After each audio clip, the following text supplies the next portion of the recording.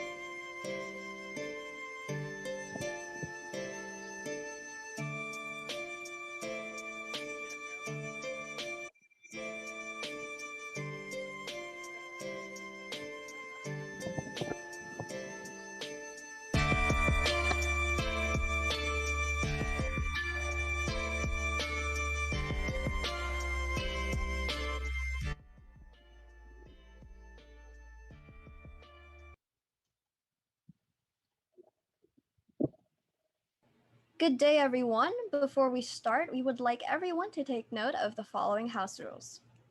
Please keep your microphone muted unless otherwise instructed. Please keep your camera off unless otherwise instructed. You may ask your questions by logging your question in the Menti link to be provided.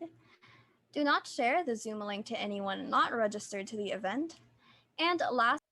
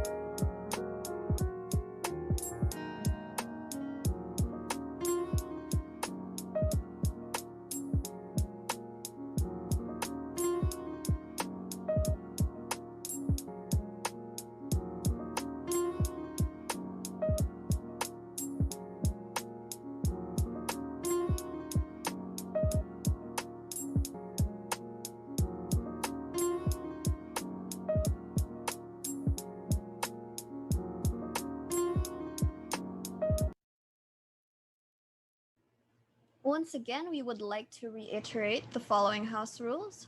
Number one, please keep your microphone muted unless otherwise instructed. Please keep your camera off unless otherwise instructed. You may ask your questions by logging your question in the Menti link to be provided. Do not share the Zoom link to anyone not registered to the event. And lastly, this event is recorded and streamed live on our official YouTube account, Checkmarks the Spot UPChem, and on Facebook at Checkmarks the Spot. Thank you.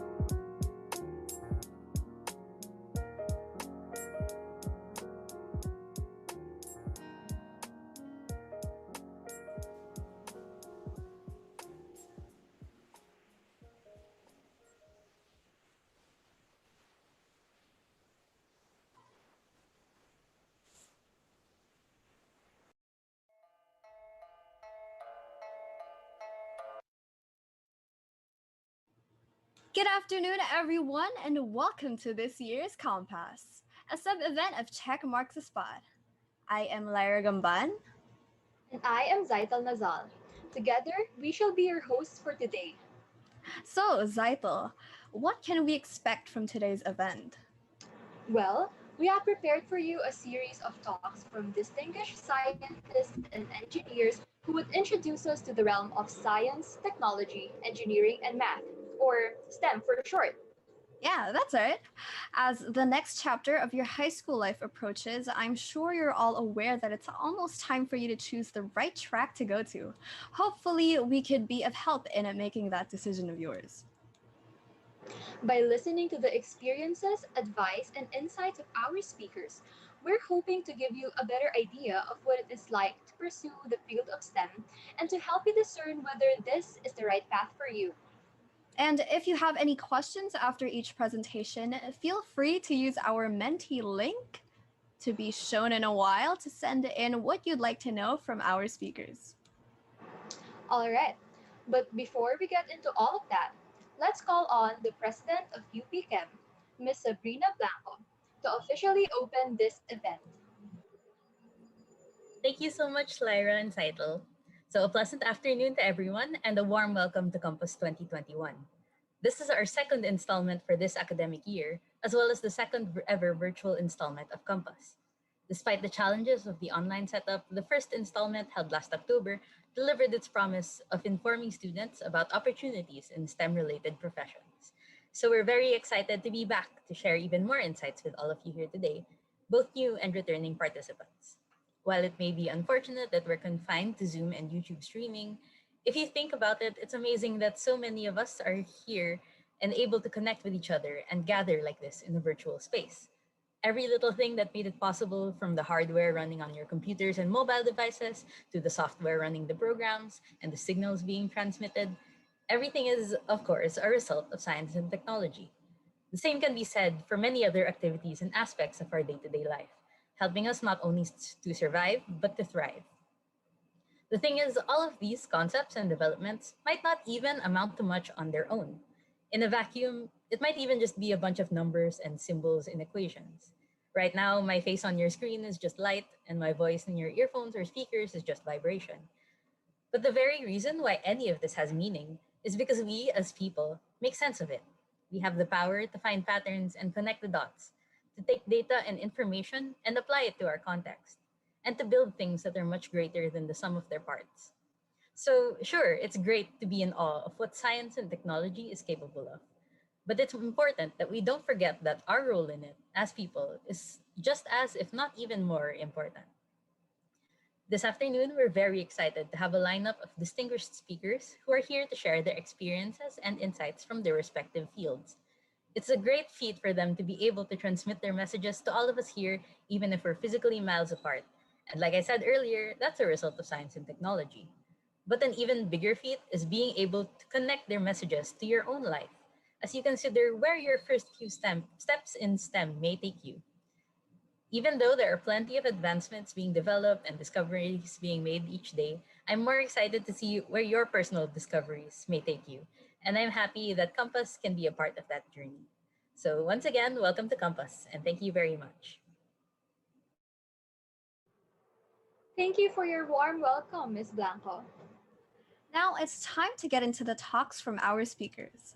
Later on, we will be opening the floor for questions, and you may privately message your questions to our Zoom host. Our first speaker is here to give you a look into the exciting world of STEM, specifically the opportunities And their R&D and digital transformation initiatives. everyone. Please give a warm welcome to Dr. Erica Phil Legara.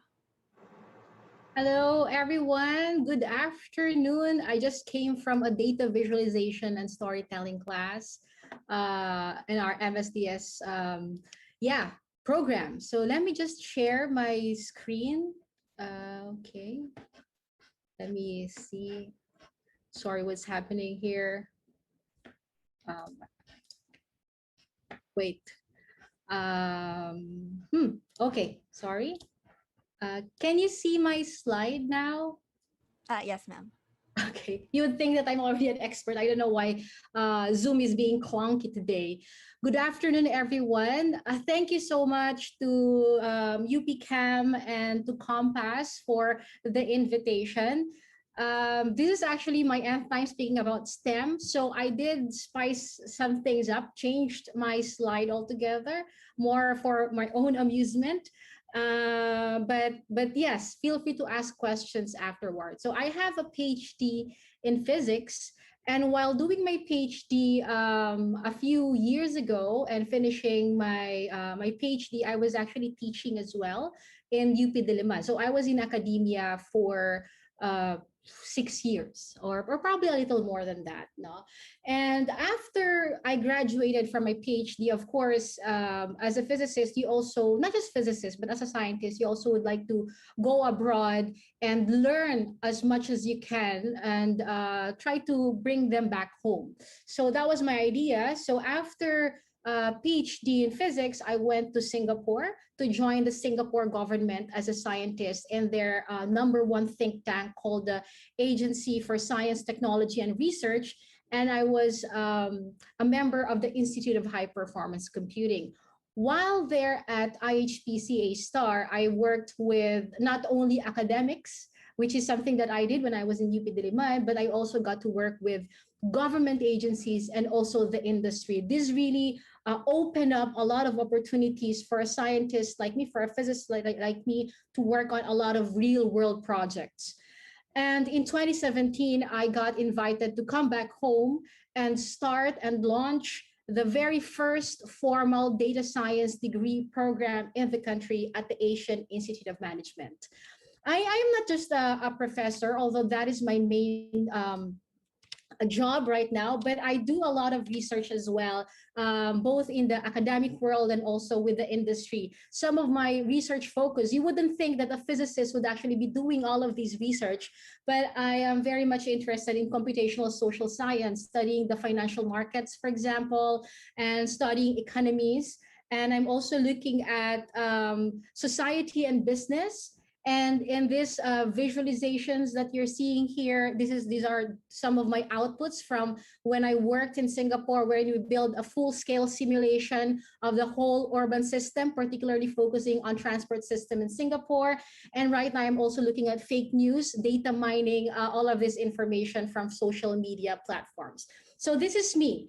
But I was tasked to answer the question, why STEM? Uh, this is like the nth time I've been asked why STEM, because for me it's actually very obvious. I usually start by asking back, why not STEM? But anyway, just for some of you, I heard from the introduction that some of you are now in your final years in high school, and then eventually you'd have to choose a major. So you might want to know why we advocate for STEM, right?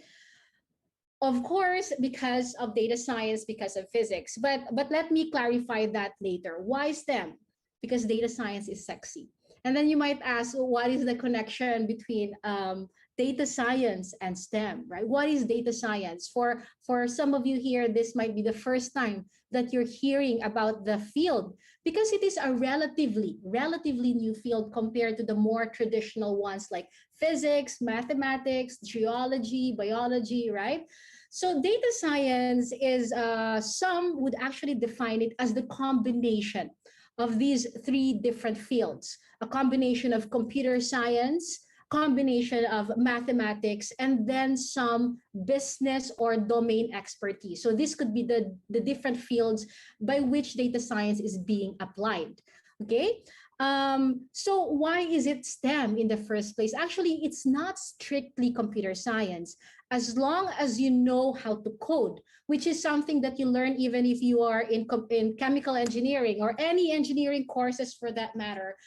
You learn programming. When I was in studying physics in my undergraduate, I learned programming as well. So if you know how to program, you know mathematics, and you can understand the language of different organizations and the business, may it be finance or marketing or the energy sector, then data science is definitely something that you can get into. Just to give you a more concrete example, this is from the MS in Data Science cohort that just joined the AIM this month, April. You can see all of their different educational backgrounds. This was the courses that they took back in college before they took up a graduate degree with us. So we have mathematicians in the class. So all of the dark pink ones are actually STEM backgrounds. Industrial engineering, statistics, applied physics, chemical engineering. In fact, our best, so for UPChem students here, our best students are either physicists or chemical engineers. So yeah, you are a very good fit in the field of data science. So again, why STEM? And I said because data science is sexy, and I'm not just the one saying that. In fact, in 2012, Harvard Business Review published this article, which really got viral, and it says that data scientist is the sexiest job of the 21st century. And later on, you will see why they're saying this particular statement. If you look at the careers, for example, I'm pretty sure some of you are asking, although I don't want you to focus on salaries, but for the more practical end, data scientist is one of the top paying jobs right now globally, not just in the Philippines. So in the US, for example, they're earning approximately 140,000 US dollars per annum. And you might ask, is that a big salary? Well, it's about 3,000 pesos per hour. So if you're working 8 hours a day, you're earning a little over 25,000 pesos per day. But that is in the US. And you might ask, okay, I want to work in the Philippines. So I was also curious. This was back in 2020. I went to PayScale to just look at the salaries of data scientists here in the Philippines. And what I found was that every month, data scientists in the Philippines, the median salary is about 75,000 pesos. Is this good? Okay, the only way to actually say if this is good or bad is if you compare it to other courses. For example, in that same time period on PayScale, it says that lawyers in the Philippines are actually earning 60,000 pesos median salary per month, while neurosurgeons are earning around about 65,000, which is also a STEM degree. So I hope I got to excite you, right, somehow about this number. But of course, I don't want you to just focus on the salaries. Aside from the lucrative salary, what else? Definitely impact. It's very important to highlight this fact. And I'm going to share with you three recent projects that we're currently doing that I think you'll find exciting. Number one, we are using data science to actually help the government. We just recently started in its pandemic response: test, trace, isolate, and vaccinate. So the big question is, there's millions of Filipino people. How do you then identify who to quarantine or who to isolate even before they become truly infectious? No? So we all have contact tracing apps. So these apps collect data, but the next step is to analyze the data set. So how are you going to do that?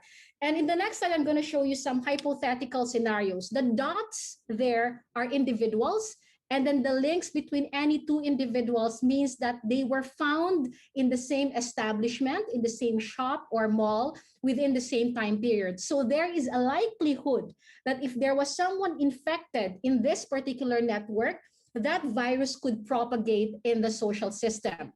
But because we're using data science, that's one awesome thing that we have been doing.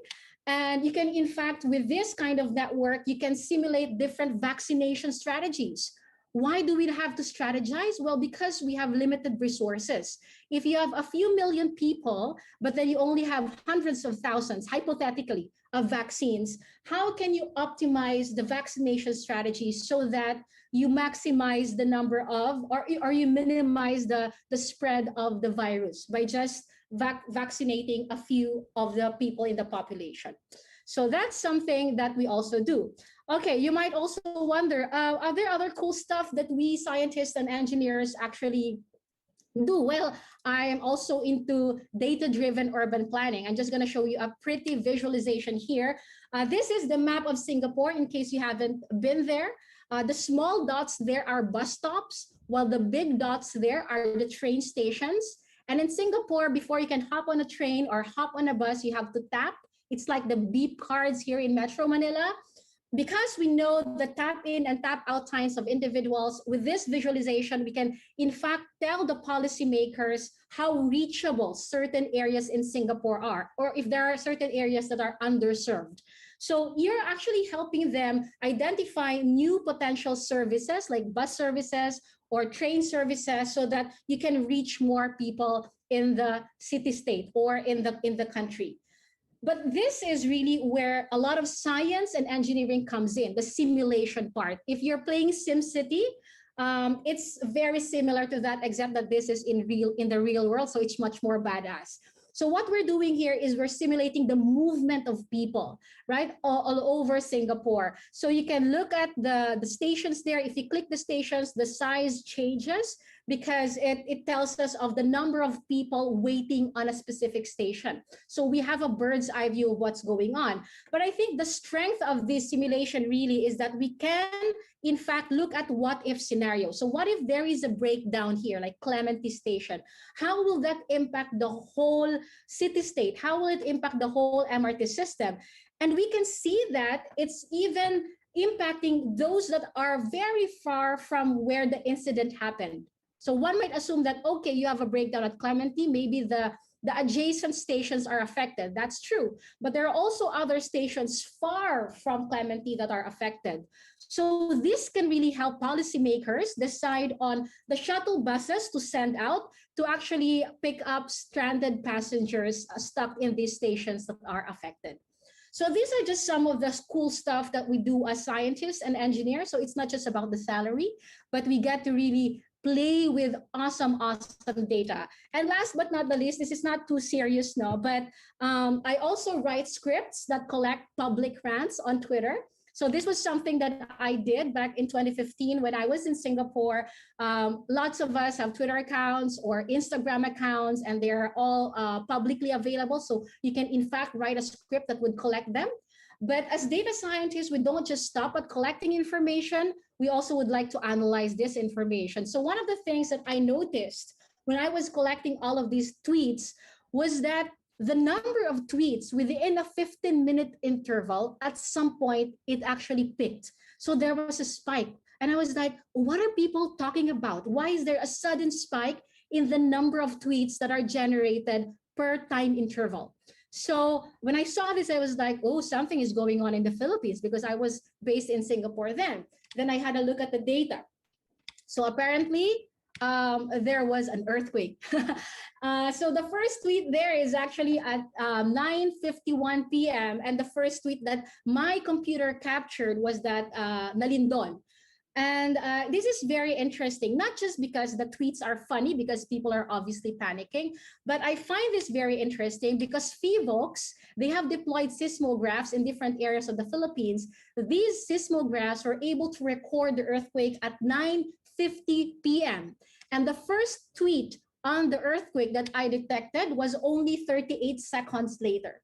So I attribute that probably when the earthquake happened, the person had to look for the phone and then typed and then sent that and posted it as a tweet. And that took about 38 seconds. But there is a lot of insights that is happening here. And I hope I can tell you more about it, but I have a very limited time. But what I can tell you is that things are really much more exciting now, especially for STEM people, engineering, science, technology, and mathematics, because of three things. Number one, lots of explosion of data. We don't even have to delete these data sets because the storage capacity are increasing and they're getting cheaper and cheaper.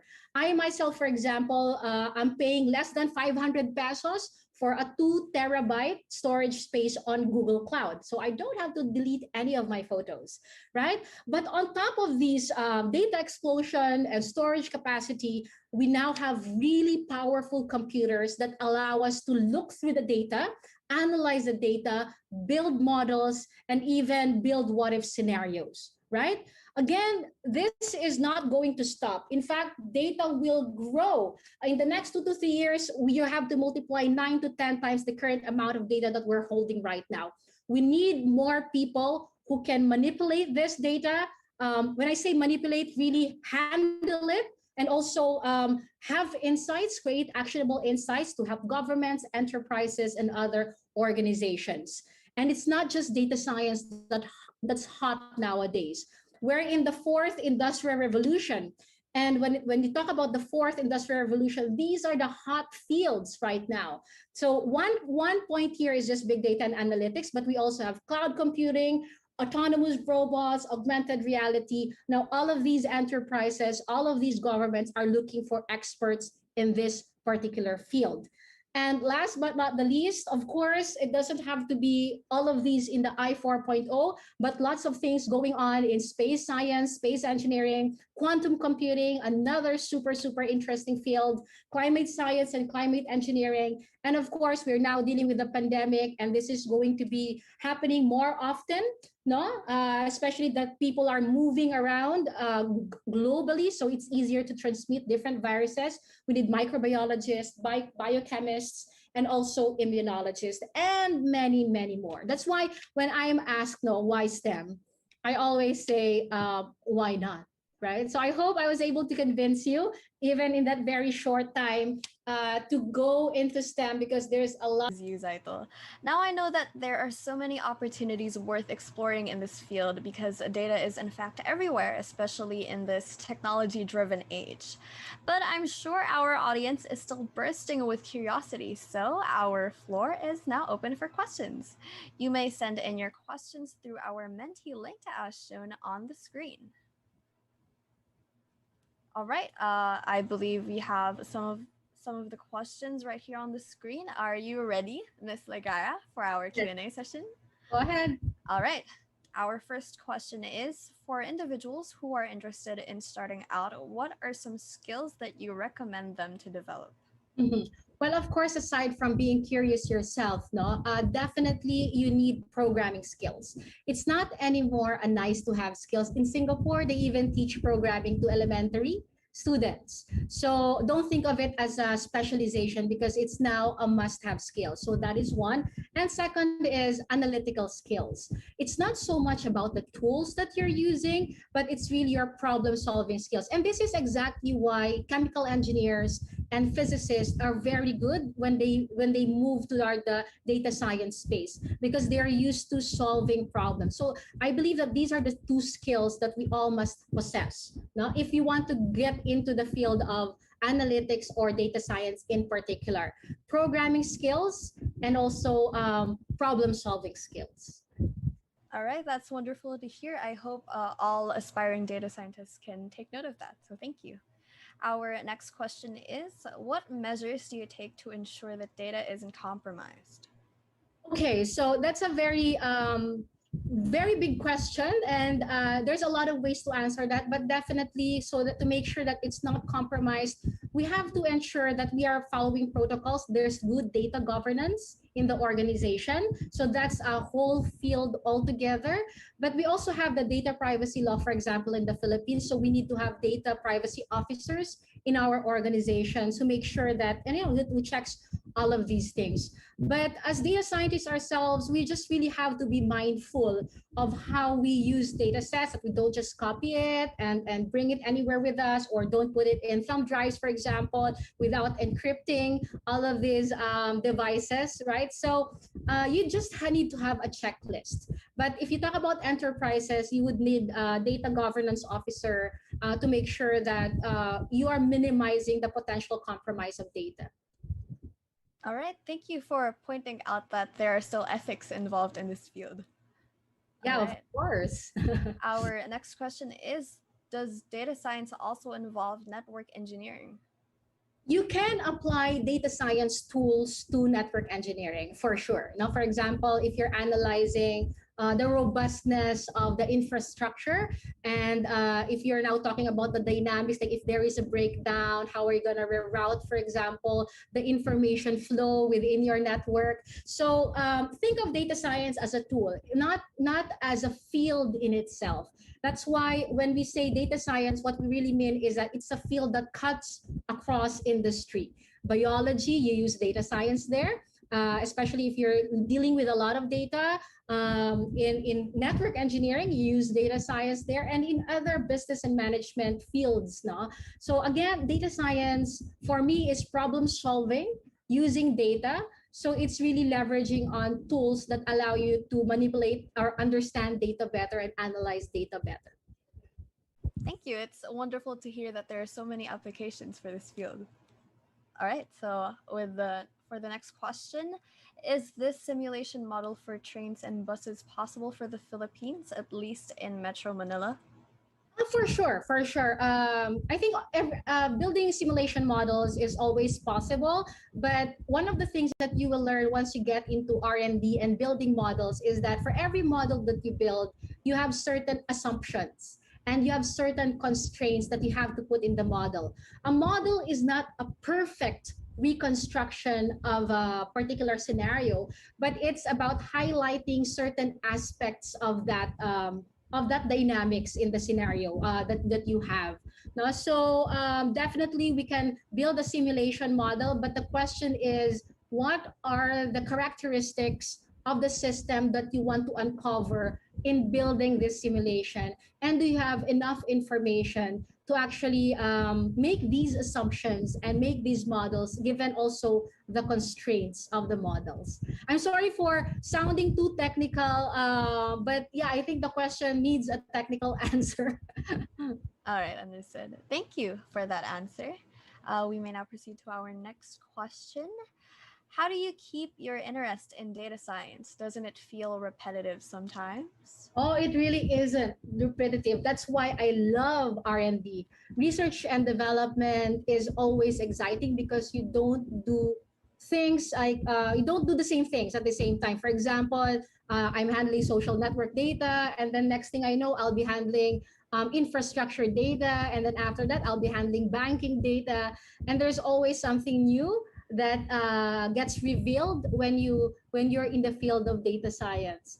And I love the process of building models because there's no one size that fits all models or fits all system. So you get to think creatively and actively in your line of work. Because my line of work is really in R&D. So yeah, it's definitely not repetitive. All right, thank you for debunking that misconception. So we now go to our final question. Do we go to our final question or all right? For our final question, how long does it take to study data science, and what are the advantages of taking this course compared to taking other courses? The data science course, right? I cannot, or maybe the advantage. Okay, so the advantage is that you can shift from one vertical. When I say vertical, for example, if I'm as a data scientist, I can work with marketing people, right? So marketing, and then if I start to think, oh, I want to work in energy, in the energy sector, I can also do that because as a data scientist, your expertise is really on the tools and how these tools can be made useful to other courses or other fields, no? For example, I can work with an applied mathematician. I can also work with banks. So that for me is one of the advantages of being in the field of data science. It's agnostic. It's field agnostic. How long does it take to study data science? I'm still studying data. I think all the fields you will still keep on studying them, essentially because it's skills building, because it you have to be, it's not just about the theoretical knowledge of the different tools and the different models and methods, because if you don't get to practice that, you don't really get to remember all of these things. So when I say study, it's really practicing the field of data science, and it's a continuous process. But if you want to at least dabble on Python programming or maybe build your first machine learning models, there are definitely online courses that you can take. And I know that at one point, I'm not so sure if the OST still offers this, but you can also, yeah, enroll in these online courses just to have a look at data science. But if you're talking about formal degrees, of data science, well, undergraduate around 4 or 5 years, but I am not sure yet if there are really undergraduate programs right now in data science. I'm not very familiar right now. But for graduate degrees, around 15 months to 2 years or even more. So if you're talking about formal education. All right. Thanks, Lyra. Thank you so much. Thank you so much. And that marks the end of our Q&A session. Thank you to all who have submitted their questions. If you still have any more questions, you may feel free to message Miss Legara.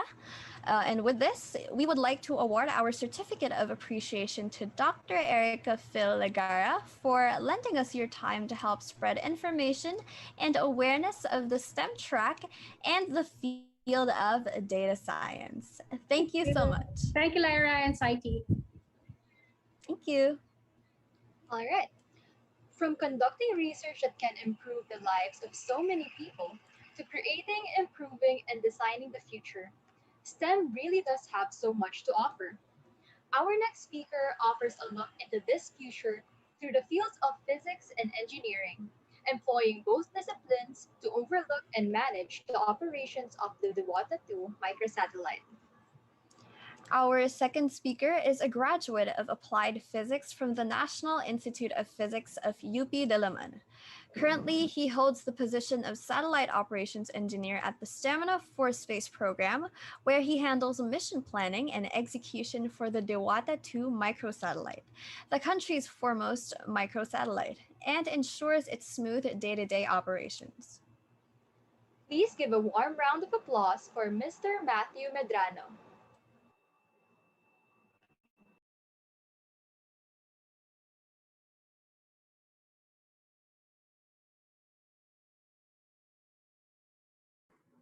Hello, can you hear me? Yes, sir. All right, hold on. Let me just set up my screen. All right, can everybody see this? Yes, we can, sir. Hello.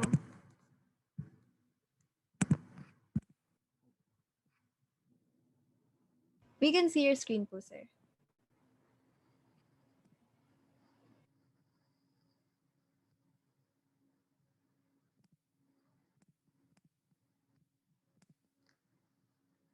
Hello, sorry. I think I'm having some technical difficulties. Hello. Hi, sir. You can be seen na po.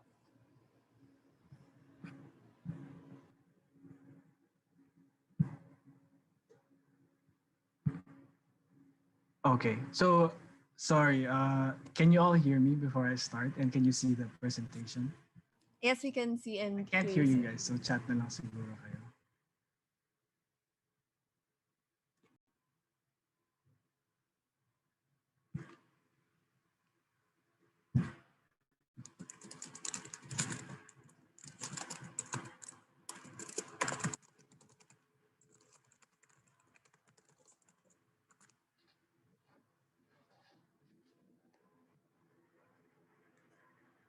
Okay. All right. Sige, sige. Sorry about that. So I'll start now. All right. Technically speaking, it's more of the Diwata 2 satellite right now because as some of you may have heard, last year, the Diwata 1 satellite, after about 4 years of operation, finally re-entered the Earth's atmosphere and ago as 4 years back. So the primary purpose of these satellites is one, to monitor the environment. So when it comes to say deforestation, oil spills, pollution, urban development, the spread of cities, all of these fall under what can be monitored and what we do monitor with the Diwata 1 and 2 microsatellites. The second purpose is for disaster monitoring. So whenever there is a potential disaster or a disaster that already happened, such as a typhoon, floods, volcanic eruptions, landslides, you name it, we are on it. So as soon as it happens, as soon as the news happens, that becomes our top priority. And this aids in disaster response. It provides above ground data for assessment. And the third purpose is just for general scientific research. So oftentimes we have individuals from different institutions who come to us who need satellite data, and we do provide these for them. So what exactly does a satellite operations engineer do? What do I do? So as I mentioned a while ago, I am just one out of three actually satellite operators within the Stamina for Space program. Um, and we are known collectively as the mission planning team. So our job is to oversee all satellite operations. So literally anything that has to do with the Duata 2 satellite goes through us and we implement this. So the second responsibility is to plan and execute all satellite missions and acquisitions and what we use to communicate to our satellites. Um, so itong nakikita nyo dito sa bottom left, this is actually a satellite dish, but it's covered in a protective dome so that it's protected from the elements. And this is what we use to communicate with the satellite. So we beam information up to the satellite to upload commands, to tell it what to do. And we also use this to download the data that the satellite has. So what nag-take siya ng images, we use this to download those images. And itong mga screens na to, this is the screens in the control room. So it looks pretty high-tech, para siya yung mga nasa mga Hollywood movies na control room. So real, and yes, we do use something like that for our satellites. And another cool facility is the Ulysses building. This is where we develop small satellite technology, mga CubeSats, and we have a very cool room, and it's called a full anechoic chamber. We use this to test mga radio instruments that use radio frequencies. So the real cool thing about this anechoic chamber is that you can shout in that room, and it's never gonna leave that room. You can make the loudest sound you want, and it's barely ever gonna leave that room because it's designed in such a way that it absorbs all of the sound. You see those spikes; they absorb all the sound that comes that hits it. So by now it should be clear that what we're talking about here is space technology. And yes, our country is beginning to venture into space technology. In fact, it already has. Now, the question that some of you might have is, how did how did I get into space technology? I mean, it's a very relatively untouched field in the Philippines, and these are our very first steps. So, how does one get into space technology? So I guess now would be a good time to talk about my background. So, like Dr. Legara, actually, I came from the National Institute of Physics. So we came from the same institute. I obtained my applied physics degree here a couple of years ago. And this is me, graduation day. Happy to be to finish my degree and out of undergraduate studies. And so to those who don't know, yung applied physics program, or actually even yung physics program sa UP Diliman, used to be a 5-year course. But I think now lahat ng 5-year courses ginawa ng 4 years. Previously, yung mga ibang engineering disciplines din ay 5 years, karamihan sa kanila. And so in the physics program, we studied so many different things, very diverse, electromagnetism, quantum mechanics, programming, electronics, you name it. So it's a very, very diverse field with many possible pathways to go from there. And we had everything that you would expect. Lots of equations, lots of exams, problem solving, a lot of mind-numbing things that comes with physics. So you just have to go through it.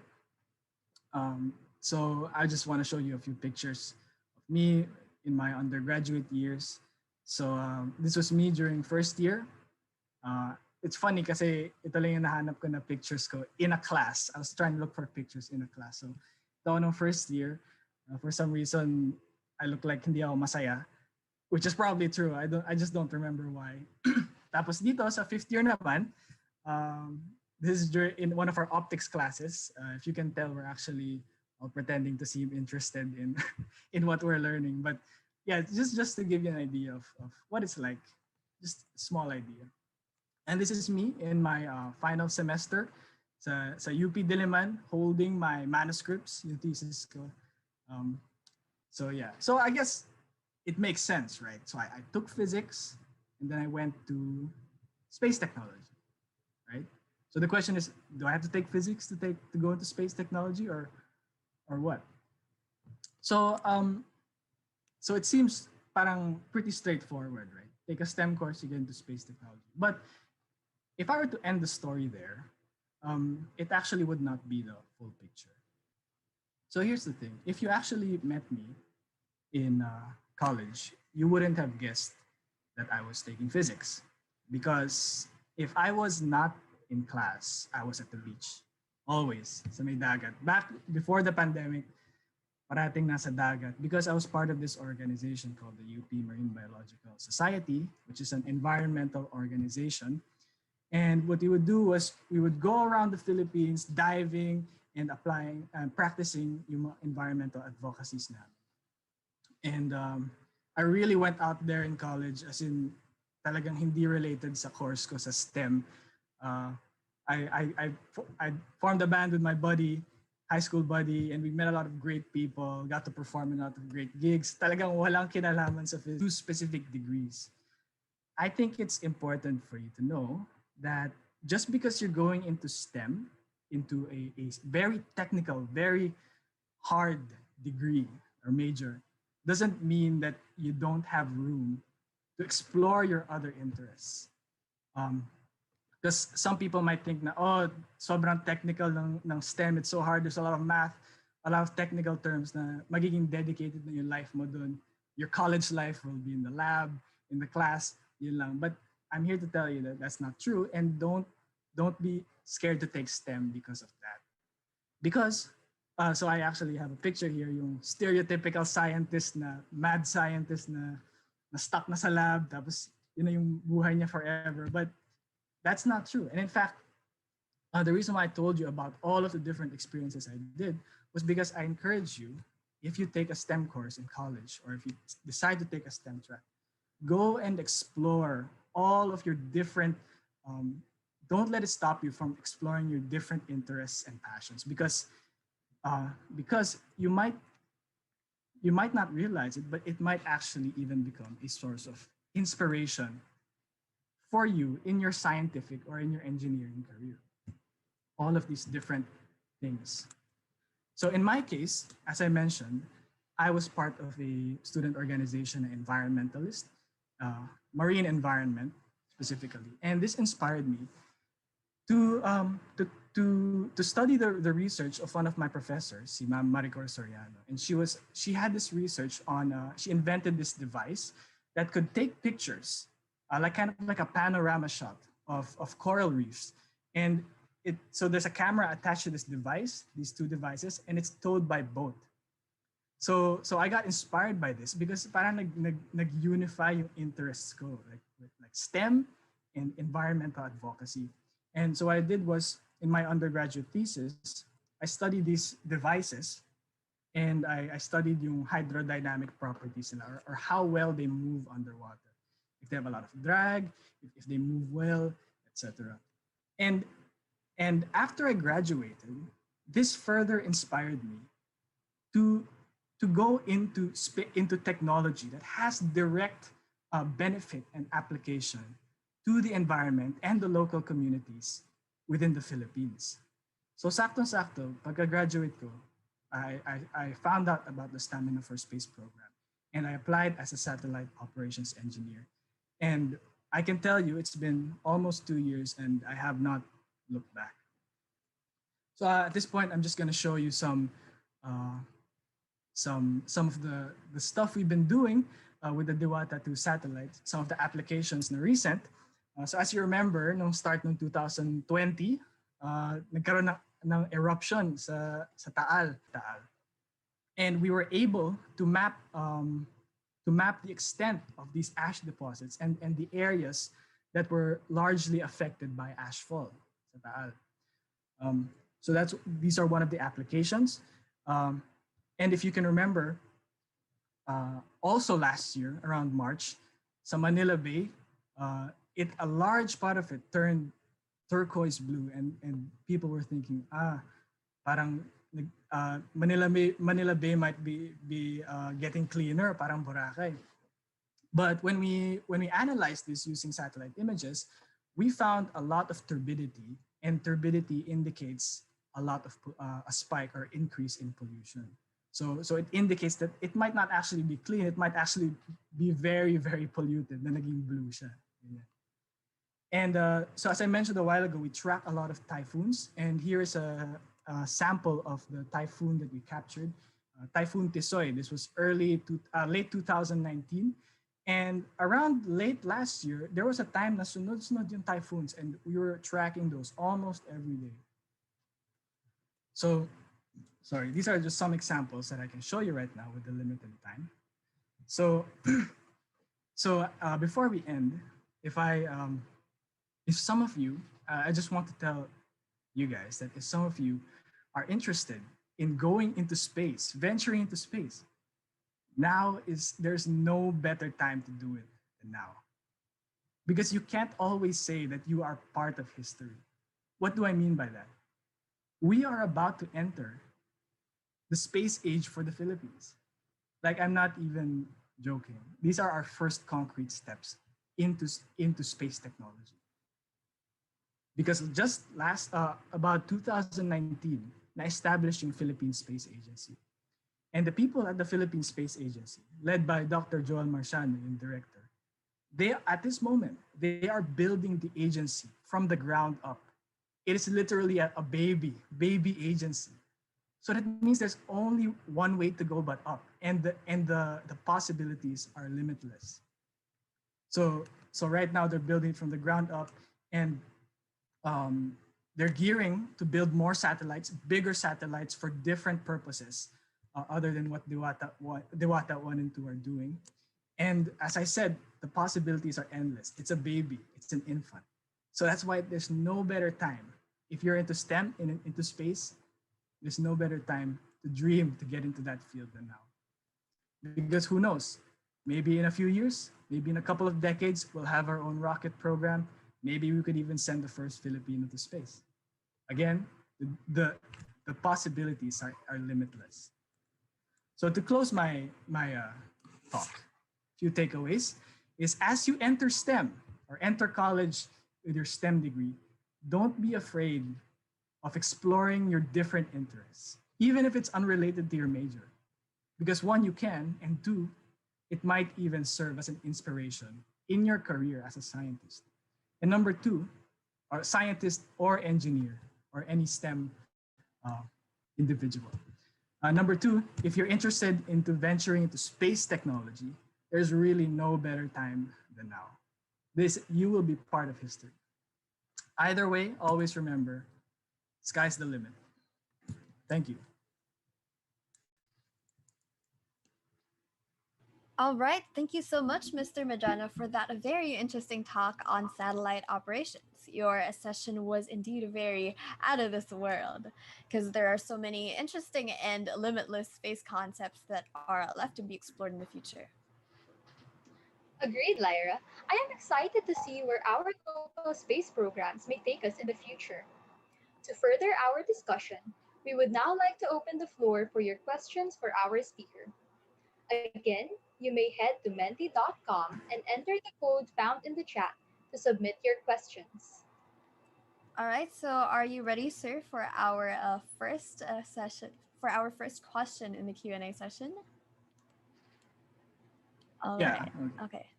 So our first question is, what are the current trends and issues in small satellite image processing? Well, as of the moment, a lot of these small satellite technologies are used for scientific applications. So, for example, in our small satellite, the Diwata 2 microsatellite, we have payloads or cameras that can detect chlorophyll amounts and turbidity in the water. So it's really a lot of these scientific applications. Now, yung issues with small satellite image processing, or at least some ones that I can think of, is that the smaller your satellite is, the more limited you are at the moment to how high quality, so to speak, your images will be. So that's the limitation, of course. It's like having a small phone, for example. It won't take as good a picture, say as a DSLR camera. And those are like the big satellites, like the Hubble satellite. So you know limitations. But again, it depends on your mission. Does your mission require super high resolution images, or sakto na ba yung maybe 5 by 5 meter resolution? So it's really just a problem of size and scale. All right, very comprehensive answer. Thank you for that. Our next question is, hold on a second. Our next question is, what are the skills and attitudes needed in order to become a satellite operations engineer? Well, from my personal experience, I think it's just really first, I think you need to be in a STEM background. Like it would be hard probably if you're say for example, a fine arts graduate, then you go into satellite operation. But I think it's granted that we're all in STEM. And second, I think it's really just a flexibility and ability to learn. You don't even have to come from physics. You could be a mechanical engineer, electrical engineer. As long as you're able to adapt and learn these skills, you could become a satellite operations engineer. All right, thank you for bringing up the value that adaptability and an interest to learn can bring to become a successful operations engineer. Our third question is, there a possibility that we can innovate our microsatellites to also be used for national security efforts, or even eventually create our own satellites in the near future? So to answer the first part of that question, when it comes to security efforts, it's definitely a possibility because that is one of the large applications of satellites, surveillance, national security. So it's definitely a possibility. Um, for your second question, I'll answer it. And the answer is they are already actually on their way to create our own satellites. We have Dewata 1 and 2, those are ours. But right now, they are already starting efforts to build a larger satellite. And these are a pure Filipino team creating this large satellite. All right, possibilities are endless indeed. As you said, the sky really is the limit. So thank you for that. Our I believe we no longer have any time for questions. So for I guess that marks okay. We have our final question. Is the employment rate for satellite operations engineers high? For our final question. I guess that would depend on what you consider to be high. If you mean high, like for example, the employment rate of nurses or engineers in general. It's a very niche industry, so it's not as high as that. But um, I'll tell you that as the space industry in the Philippines, the space sector in the Philippines becomes bigger and more satellites are created, there will definitely be a demand for satellite operations engineers. Definitely. All right, thank you so much. And that officially marks the end of our Q&A session for this presentation. Thank you to all who have submitted their questions, and for those who still have more questions in mind, you may direct them through our official Checkmarks a Spot Facebook page, and we will be relaying them to our speakers. And thank you, Mr. Medrano, for an interesting session on satellite operations. With this, we would like to award our certificate of appreciation to you for lending us your time to help spread information and awareness of the STEM track in the field of satellite operations. Thank you so much. Thank you very much. Thank you. Okay. After our first two very insightful talks, I think it is time for us to take a short break. You may use this time to stretch or to get snacks, but make sure to be back in 5 minutes because we still have a lot in store for you. See you guys again in the bit.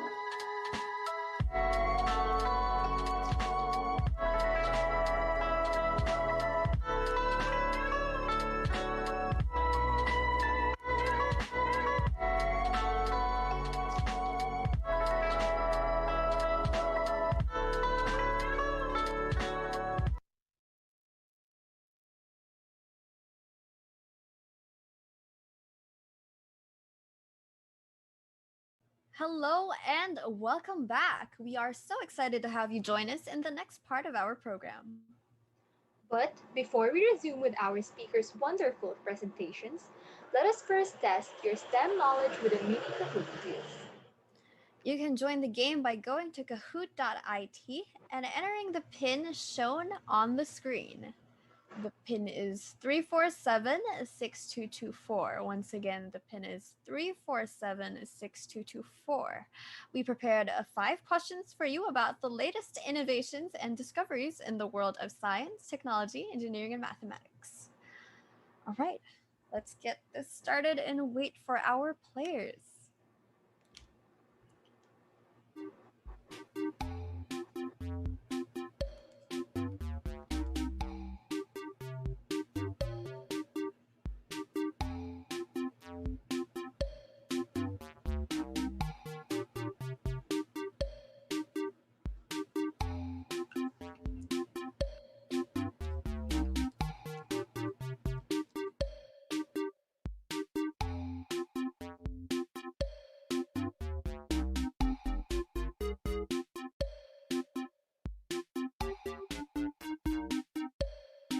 Once again, you may join in our Kahoot game through the pin 347-6224. Once again, you can join at 347-6224. Hope you guys join in because this is a very exciting game about STEM. Aren't you guys interested to know more interesting facts about STEM? Because I sure am. How about you, Zaitel? Yes, I too am very excited. So we are encouraging everyone to join in this little activity that we have for you. All right, please sit tight as we will be resolving the feasibility of the pin for our Kahoot game.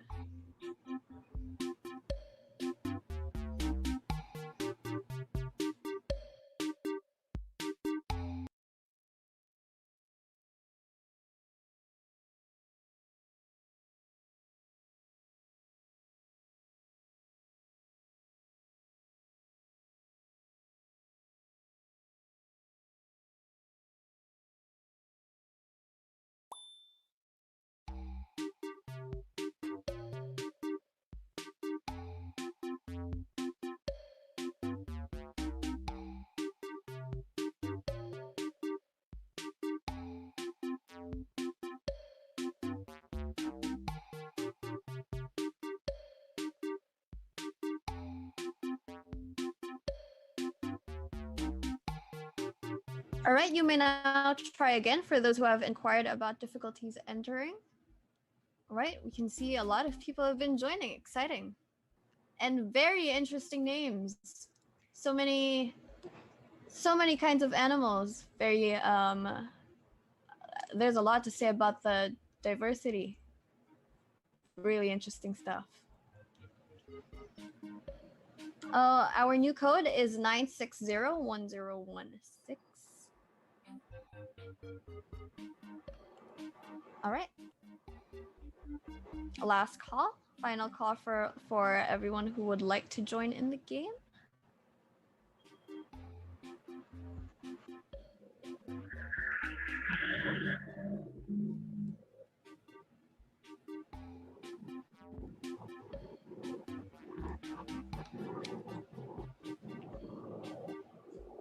5 seconds to go before the game begins. Sign in before it's too late.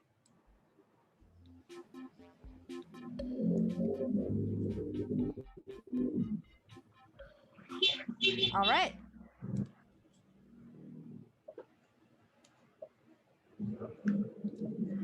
Last year, researchers from Scotland found the fossilized remains of the oldest known animal from a fossil called Camparatus albanensis, which was dated to live up to 425 million years ago.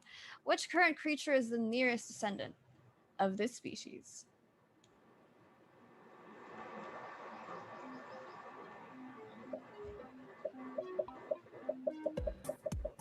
A. Centipedes, B. Millipedes, C. Worms, D. Eels. Which one's your favorite? Send them in through the chat. Just kidding.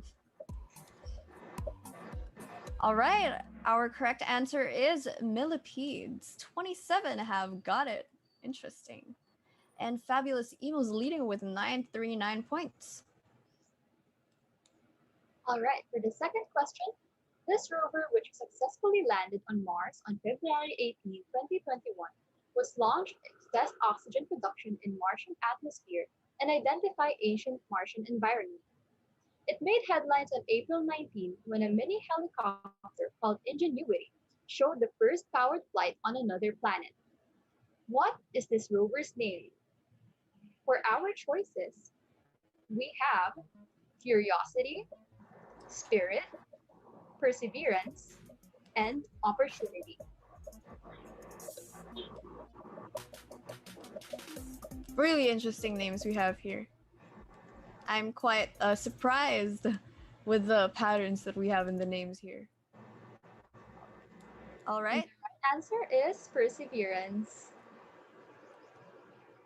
Let's see who got into the scoreboard. We have Fabulous Emu leading, followed by Legend Otter.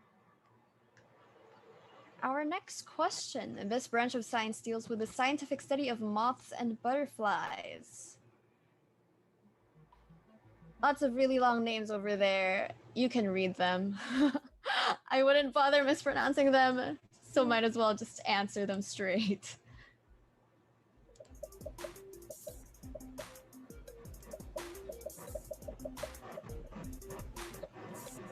All right, there you have it. That's our correct answer with 37 of you getting them correctly.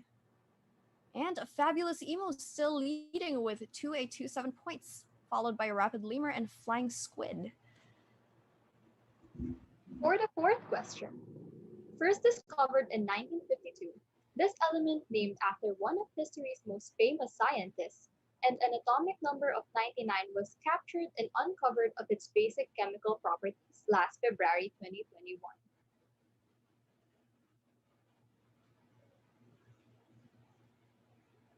What is this element? Is it nobelium, borium, curium, or Einsteinium?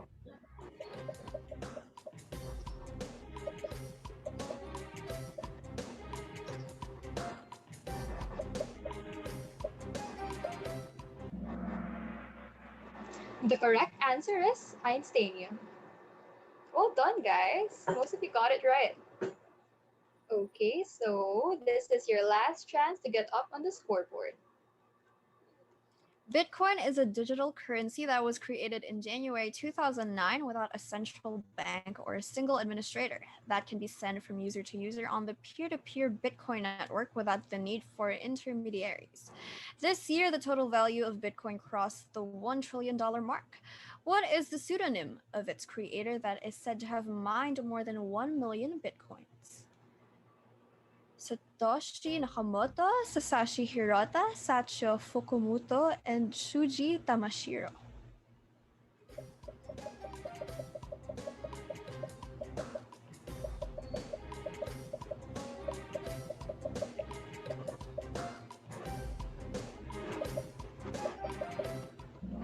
All right, the correct answer is Satoshi Nakamoto, with 61 of you getting it correctly. And our leaderboard, at third place, we have Proud Ostrich. Congratulations. At second place, we got Flying Squid. And at first place, we got none other than Fabulous Emu. All right, congratulations to the three of you for making it to the top. Let's give yourselves a warm round of applause for the fabulous job that you did that game. All right, I'm feeling very energized now. Are we all ready to hear from our next speaker? Guys, please react with a thumbs up if you are. That's right. The first two speakers taught us a lot about their respective fields, but because a STEM is such a very wide field, we know that there is still so much to learn. That's why we've invited our third speaker to talk about the world of robotics and technology.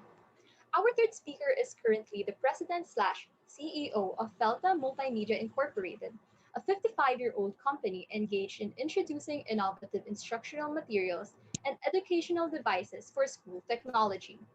She also holds other several notable titles, such as organizer or sorry, organizer of the Philippine Robotics Olympiad, World Robot Olympiad Ambassador, Business Council of Philippines President, and Asia's top outstanding woman marketer of the year.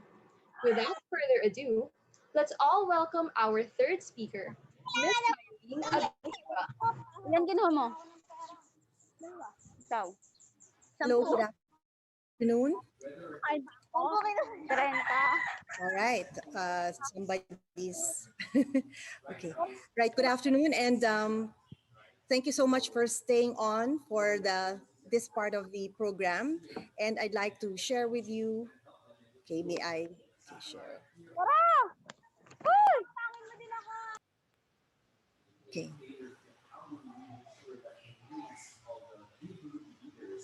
All right. So, well, a while ago, Dr. Erica and our last speaker, Matthew, I believe, yes, shared with us what are the professions or the careers that you can have after you've graduated from a STEM course. But let me backtrack a little bit on how you can enjoy or even encourage other younger students to be in STEM. Now, let me just give you a background of what the European Commission conducted a study about the evolution of the student interest in science and technology. And they have noticed that there is a significant decrease in the developed countries. So in countries like United States, Norway, Netherlands, and even Korea and France and Germany, there are less and less students who would like to be in science and technology. And they asked this question in the Rose Project. They asked, I would like to become a scientist. And if you can see, only 50% of girls want to be a scientist and 60% of boys want to be a scientist in the Philippines. So everybody wants to be a scientist, but in developing countries, only a few gets the opportunity or the possibility. And in wealthy countries, only a few want to be a scientist, particularly the girls. Next question they asked in the Rose Project is, I would like to get a job in technology. And the same has happened. 78 girls want to be in technology and 80% boys. And the same pattern. In developing countries, many want to be in technology, but in developed countries, there's little girls, nearly no girls, or even boys are ambivalent to getting into technology. So what is this implied? Even in Japan, which is a technology-driven country, there are less and less girls who would like and boys who would like to be in technology. So that will be a problem because in an aging society such as Japan, they need more scientists and people in technology. So the implications are science and technology play key roles in modern society as it becomes more knowledge-based and more competitive. If fewer younger people like ourselves pursue careers in technology, then there will be negative development is not turned around. Companies will find it increasingly difficult to attract and maintain the right workforce in the future. So what are the core subject skills required for tomorrow's workforce? We have learning and innovation skills, critical thinking, communication, collaboration, creativity. And you need life and career skills as well. You also need skills on information, media, and technology skills, which is good, which is really needed for the 21st century skills. So what are the recommendations of the European Commission? First is the reversal of school science teaching pedagogy from mainly deductive to inquiry-based science education, or IBSE. It's no longer effective for us to keep memorizing formulas, and I'm sure you've had this kind of experience in your years in high school. So IBSE has proven its efficacy at both primary and secondary levels in increasing children's interest and attainment levels. Then IBSE is beneficial for promoting girls' interest and participation in science activities. So the Rose Project tells us that importance of values, actually attributes and meaning or context for interest in science and technology we need to humanize schools. So therefore, in the Philippines, this is what we're doing.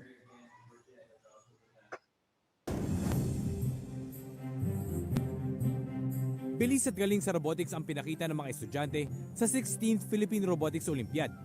Taunang paligsahan ito para sa mahigit 600 private at public schools sa buong Pilipinas. Layunin kasi ng grupo na paunlarin ang science, technology at mathematics sa mga kabataan. Ang goal po natin ay robotics for all, inclusive education in robotics. Ang gusto po namin mangyari ay ma-encourage nga po ang ating kabataan maging scientists, inventors, and engineers for our country. May creative category rin ay sinagawa para sa mga junior at senior high school.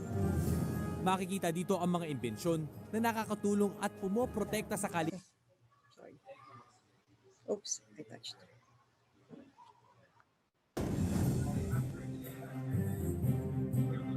Bilis at galing sa robotics ang pinakita ng mga estudyante sa 16th Philippine Robotics Olympiad. Taunang paligsahan ito para sa mahigit 600 private at public schools sa buong Pilipinas. Layunin kasi ng grupo na paunlarin ang science, technology at mathematics sa mga kabataan.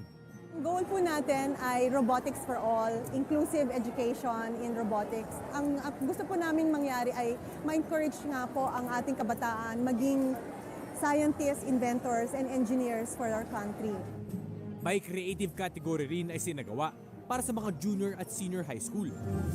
Makikita dito ang mga imbensyon na nakakatulong at pumoprotekta sa kalikasan.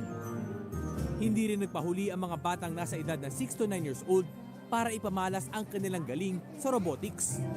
We need to make our city inclusive, safe, resilient, and sustainable. What? Look forward to the tree. 4 na araw ginanap ang Robotics Olympiad. Kaya laking tuwa ng ilang estudyante at teachers na nagbunga ang kanilang paghahanda sa kompetisyon. Extremely rewarding. We want to thank everyone who helped us, from our friends, our family, our teachers, our team in school, our organization, Nexus. Super saya rin namin na nag-pay off yung hard work namin during yung mga long hours of training namin. Robotics is fun. You're learning while having fun. Malaking karangalan para sa mga nanalong estudyante na ipakita ang galing ng Pinoy sa robotics. Dahil makakasama sila sa Philippine Robotics team na magko-compete sa World Robot Olympiad sa San Jose, Costa Rica nitong Nobyembre. Mix Bustos, ABS-CBN News. And we were featured. What FELTA has been doing the past 21 years is to conduct free teacher training on robotics from age 4 years old up to college level or tertiary level. And we were featured in the World Robot Olympiad Annual Report 2020. And FELTA also has signed a memorandum of agreement with the Department of Education. We trained a total of 6,000 teachers on virtual robotics toolkit, which you will be viewing later on with Annalyn as our instructor, as our demonstrator. And we have conducted hybrid competitions in 2020, and it was accoladed by, and we had received accolades from the Department of Education. So that was the 19th Philippine Robotics Olympiad. So here we are doing the virtual robotics games. Now it's not face-to-face anymore like the video that you have seen, but we are now using World Robot Olympiad playing fields and virtual robotics. And they are also conducting the trainings for the students and for the teachers, and they can assemble the robot virtually. And I'm pleased to announce also that I am the first and only World Robot Olympiad ambassador.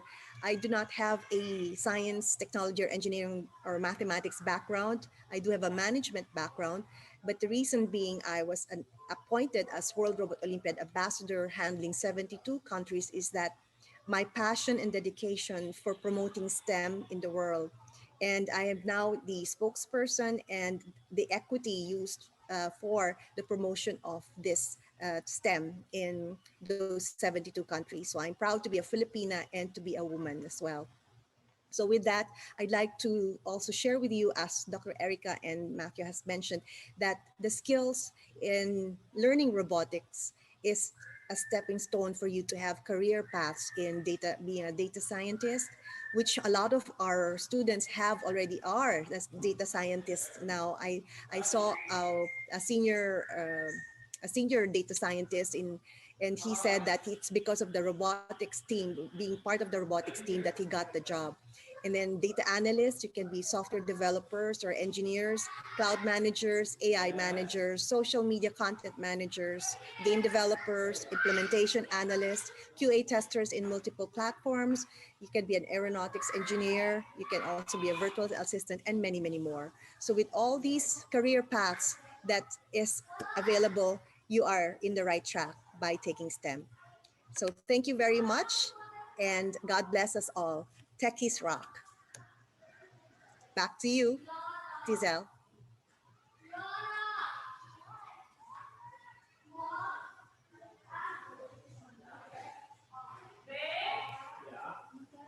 Thank you so much, Miss Abiba, for that very enlightening talk. Indeed, there is a great need for more scientists and engineers in the country. And with our current times in this new age, robotics is definitely becoming a growing phenomenon. I'm sure our audience wants to know more about the field of robotics, so feel free to send them in through the chat or through our Menti page. All right. Are you ready, ma'am, for our first question in the Q&A session? Yes, go All ahead. right. Our first question is, which will be shown in a while. Our first question for this Q&A session is, what is the future for those interested in the STEM field in the country? Well, as I mentioned, you can have a career in data science, like what Dr. Erica has pursued. You can also, also you can have a career in software engineering. You can also have a career in the space program, which last 2019, the Philippine space education program has already been approved by the House of Representatives. So that is definitely exciting for all of us. Yeah, maybe we can have Philippine astronauts already in space. And you can, it's really, it's I would say there are also careers that you can take. For example, if you would like to be in IT, or even in social media, in game development. So the careers is very, very vast. So that's the future. All right. With the numerous opportunities that are in store for us, thank you for bringing that up. Hopefully that inspires a lot of people to go into STEM into the country. So there. Next question. Since robotics helps in encouraging the youth to become scientists in the near future, should robotics be made a compulsory subject or a lesson in all schools in the Philippines? Yes, actually, it's already been integrated in the TLE programs or in subjects. It's also integrated in physics, and in some schools, they already have a standalone subject on robotics technology. So if your school has not yet been, you can ask your school if they have a robotics program or a robotics club, because we have over, as I said, if you saw, actually over 1,000 schools already in the with robotics in their schools. So already integrated in the curriculum. All right. Thank you so much for our next question. Our final question, I believe, do we already have a natively developed robotics education kits in the PH? Well, what you have seen is the Lego education robots, the robotics kits that we used, and because it's more sturdier. But we also have the Arduino. We actually have Gearbox Labs, which we can even combine with the Lego education robotics kits, so that can be used, which is less, I would say, less expensive than the Lego education kits. So we do have. That is exciting to hear. So I believe we have time for one last question. Okay, how can the Philippines be able to be advanced in technology even with the difficulties of being a third world country? We shouldn't think of ourselves really as that developing country. I'm proud to say that the Philippines is recognized as a benchmark in robotics all over the world. In fact, last 2020 in WRO Canada, we won the gold medal for open category or the senior high school, where the students, an all-girls students team, made a robot which can make slippers with piezo disc that can power up your mobile phones. So it won a gold, and we had a silver as well, which was also won by the Philippines in for junior high school, where they made a bike that can also power your small appliances.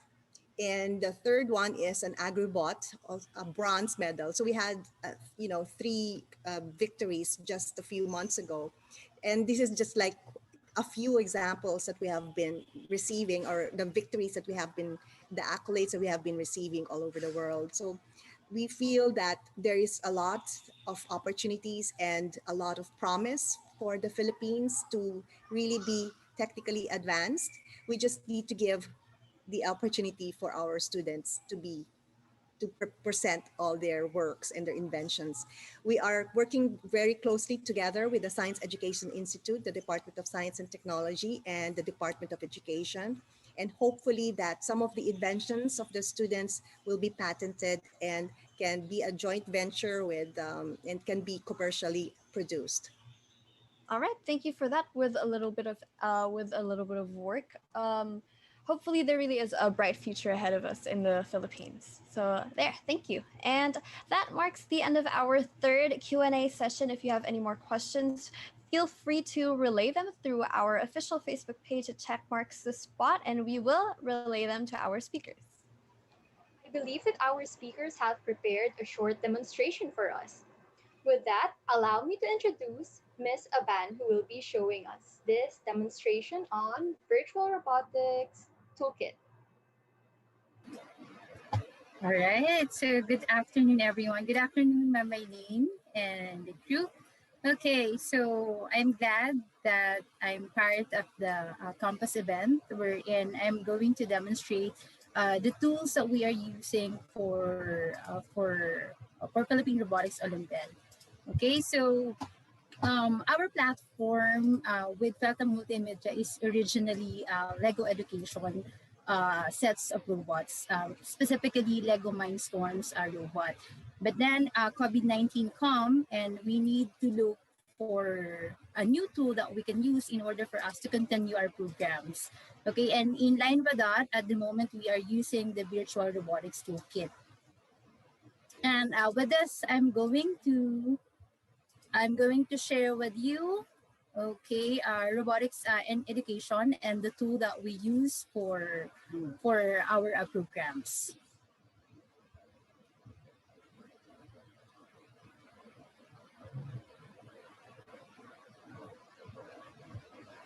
And to give you a glimpse, let me show you a very short presentation.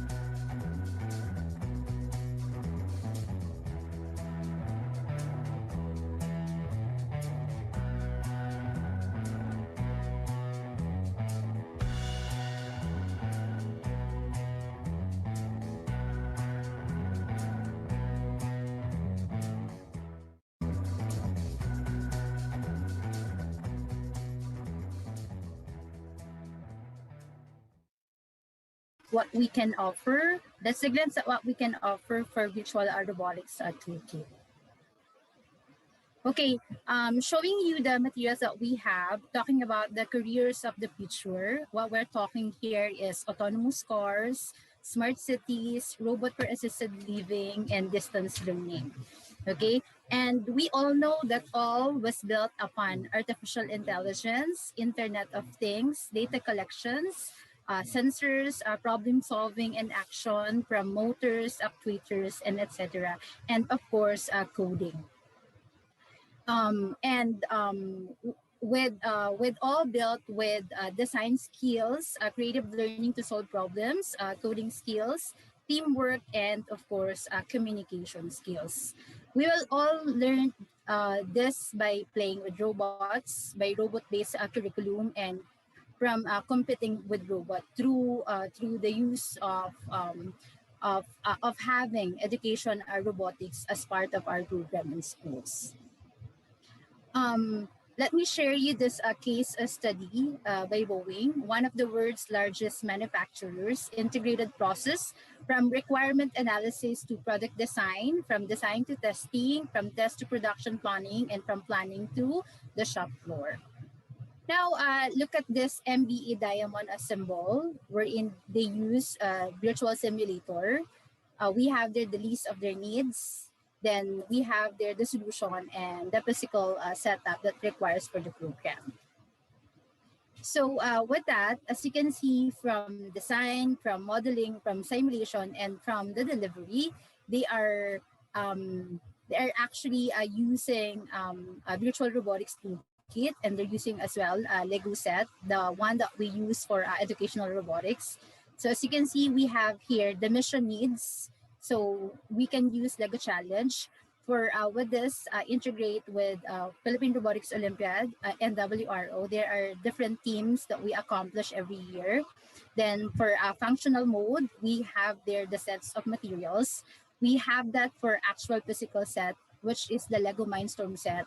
But we can also use that with virtual robotics set that we are using for virtual classes. Okay. And for virtual classes, we're actually using Lego Digital Designer in order for us to continue our program. Wherein we need to create a design, and we need to come up with a design according to the given scenario or to a given problem. Then we have here the mission simulation, and then the solution. And as you can see with the design, with the delivery, with the modeling and the simulation, we have there the software development environment. So talking about this solution, we are using the Virtual Robotics Toolkit. It is an advanced simulator designed to enhance the Lego Mindstorm's experience, an excellent learning tool for classroom and competitive robotics. Actually, we are using the materials for as early as grade 4 up to university level. So what are the expectations that you can get, and what are the programs or what are the activities that we can enjoy of having the Virtual Robotics Toolkit as the toolkit for our robotics? So at EASE, we can still achieve the building activity, wherein simply bring your LG creation to life, and the Virtual Robotics Toolkit has the ability to import files that are created using a number of free 3D modeling tools, whether you are modeling using a Lego Digital Designer, MLCAD, LDCAD. What you just need to do is simply import your model and prepare to be amazed with it. And within just a few short minutes, you'll be working with your own creation if you want, okay? And next to that, of course, right after we create our design, it's very important for us to write a code. So we need to do a program for the system. So the use of Lego Mindstorm's EV3 programming environment for us to write programs to control your virtual robot, just as you would the real thing. If you're familiar with Mindstorm's programming, you already know how to use our simulator. And if you are new to Lego Robotics, you don't need to worry, for there are so many references that you can use. Then next to that is we can, of course, simulate for us to test. So the simulator advanced physics and shine upwards an unparalleled level of realism. Experiment with how various physical forces acts on your robot. You can change its friction on the playing surface, or you can mess with gravity to see how your robot would behave in a weightless environment. Then, of course, we need to analyze upon we do testing. See what your robot see, visualize the sensor output in an easy to understand way, and the virtual robotics toolkit provides support for the following sensors.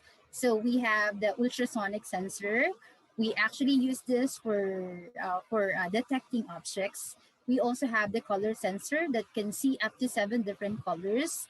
We have the touch sensor, the IR sensor, and the touch sensor as well. Then we have the EB3 gyro sensor, infrared sensor, and compass sensor. All right.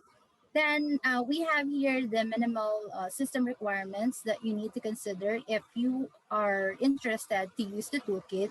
And if you are interested, you can also check out Pelta Multimedia's YouTube channel for a review. Then talking about the toolkit, let me show you the default interface of the software. So from my right side, we have the learning environment. Since that we are promoting educational robotics here in the Philippines, we believe that it's really requires a learning guide, an LMS, and a curriculum that we can integrate with our academics. So on the upper right side of my screen, I have here the learning guide or the LMS.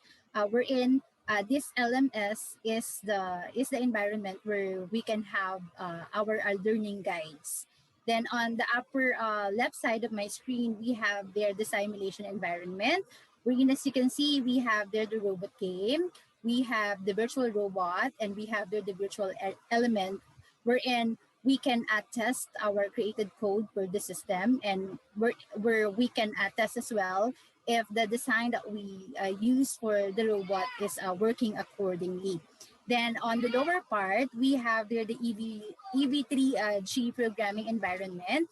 The good thing about with Lego Education Set, since this is designed for educational use, it comes with a complete curriculum, okay, that we can use for study.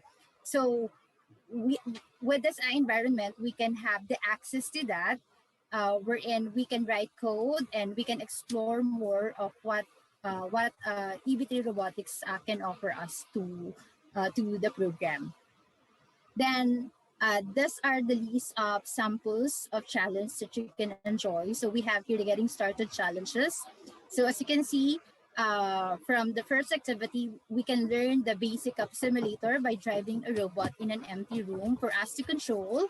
Then we have their apartment clean app. We have Maze. We have the clean app challenge. We also have here Sumo 2018. In Lego Education, we believe in playful learning approach. So we believe in robotics with this kind of activity. We can encourage more of our learners to love more STEM. Okay, as you can see from the icon, we have there the read more, where it will give you the lesson plan for the certain topic. Then this virtual robotics toolkit will give competitive robotics as well. As Ms. Maylene mentioned, our company is the national organizer of Philippine Robotics Olympiad. Since that we need to innovate, for we cannot have the face-to-face event. That's the time that the company decided to integrate virtual robotics toolkit. So we able to run our local, and we able to join as well for the international competition like the World Robot Olympiad and Robot Virtual Game Championship through the use of this virtual robotics toolkit. Okay. Then from here, talking about World Robot Olympiad challenges, these are the sample set of the challenges that you can enjoy. So every year, we have the certain theme that we use and we follow. Like for example, we have the smart cities, the sustainable city as well. So time to time, every year we are preparing for a certain theme. Okay. Then we also have this event called First Lego League competition. So our company is the one organizing the local event, and we also join through international event. Okay, so as you can see, we have here hydrodynamics last 2017, and we have here into orbit last 2018, and city shaper 2019. Wherein this challenge just gives opportunity to our student to explore more for the research and for the robot games for each missions and categories. Then these are the basic controls of the virtual robotics toolkit. Now I'm going to show you a live demonstration on how you're gonna use the simulator. Okay, let me reshare my screen. Okay. Just for a moment. This is actually a very friendly software that we already use for Philippine Robotics Olympiad. And then right after that, the Philippine team joined WRO Canada, and we also joined Robot Virtual Games in Panama. Okay, there you go. So as you can see, this is the interface. Let's drag it down and show you right away.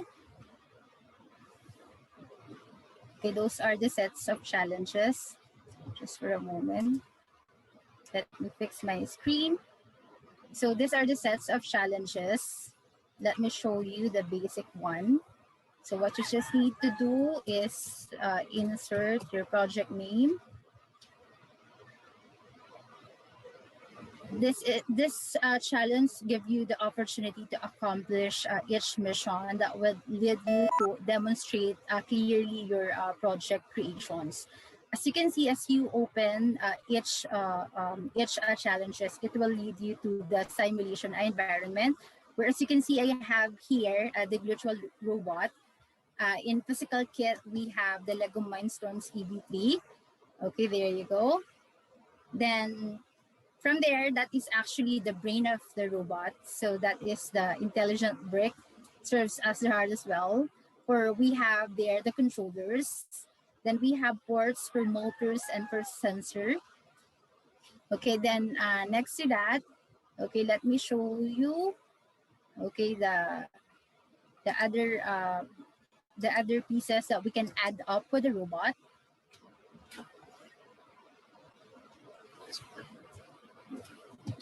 Okay, just for a moment. I'll just make it run shortly. But there you go. So we have there the control.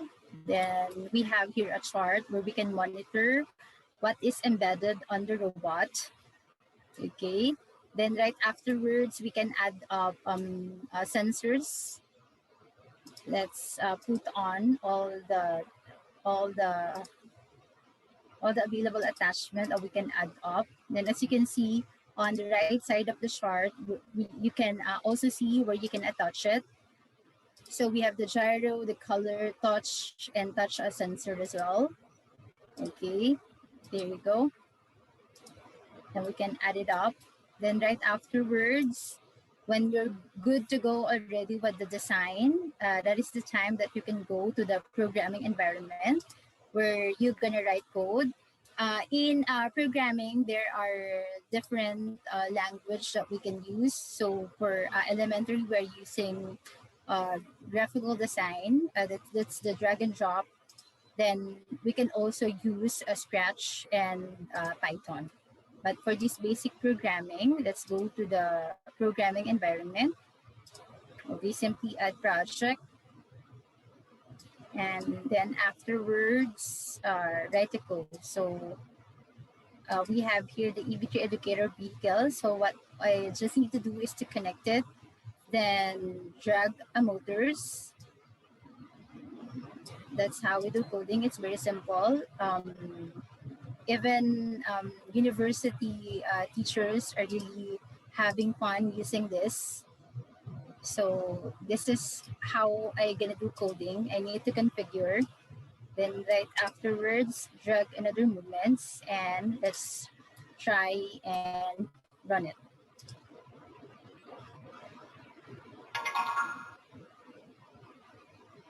So basically, the robot will move according to what is the written code. So this is how we do robotics. This is how we introduce robotics education with our program under Philippine Robotics Academy. So I guess that's all for my presentation. So thank you so much. If you are interested to learn more virtual robotics toolkit, you can actually visit Felta Multimedia YouTube channel. We have plenty of tutorials. And if you have questions, you can also give us a direct message. Thank you so much and God bless everybody. Thank you so much for that demonstration, Miss Aban. I'm sure that the audience is even more inspired to try out robotics for themselves, having seen this very innovative kit that allows them to explore the field virtually. With that, let us have a continuation of our Q&A session now with Miss Aban.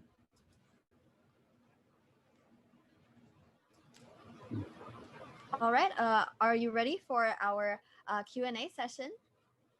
All right, so for our first question, how are you able to condense robotics into something easily applicable by kids? Actually, as you can see, we are using Lego. And when the kids hear the word Lego, they are really excited already. And this is very famous with the kids.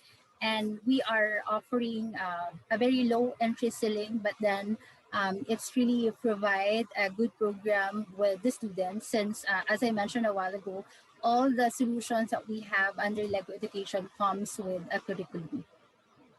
All right, that sounds really exciting. Thank you so much. Right. Our next question, next and final question actually is, how does one start learning robotics as beginners and how do we apply robotics to game development? All right, so again, how does one start learning robotics as beginners? Actually, would you believe that we are teaching robotics to Miriam College for their kindergarten students, and they're really good into it. And we also have our center wherein we offers different training and workshop, and we do assessment. And you can start the program from zero knowledge and how you gonna apply robotics to game development. Of course, in robotics, you are writing code and you are creating a system. All right. So basically, you can use that for game development. Thank you. All right, starting them young indeed. That's Yeah. really cool to hear. So thank you for that answer. And that marks the end of our Q&A session for robotics. Thank you so much for submitting your questions. Thank you.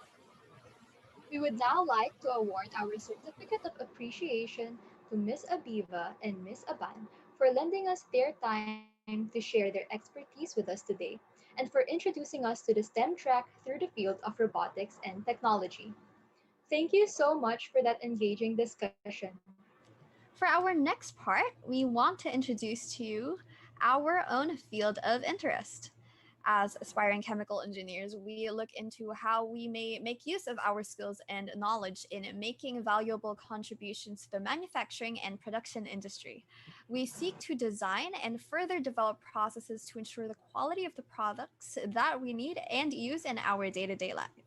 We have invited another speaker, this time to introduce the field of chemical engineering, the opportunities and the challenges it entails. The next speaker is a licensed chemical engineer who graduated BS Chemical Engineering from the University of the Philippines, Diliman, batch 2018. During her time as an undergrad, she also served as the president of the Philippine Institute of Chemical Engineers, Junior Chapter Luzon from 2016 to 2017. After graduating, she has worked with Shell Philippines Exploration BV as an operations engineer at Malampaya Offshore Platform, tasked to ensure safe and efficient delivery of natural gas. Everyone, please welcome Engineer Maria Victoria Abagon.